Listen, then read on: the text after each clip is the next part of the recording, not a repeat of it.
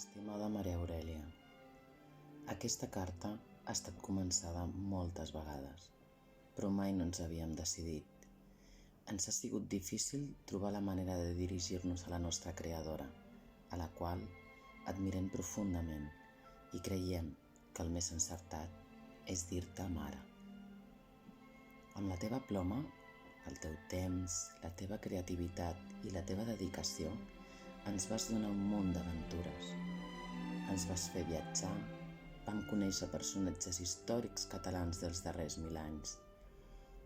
Ens has donat l'oportunitat de viure tantes vides com a home i com a dona, comprovant en la nostra pròpia pell les desigualtats socials, culturals, religioses, polítiques i de gènere de l'època.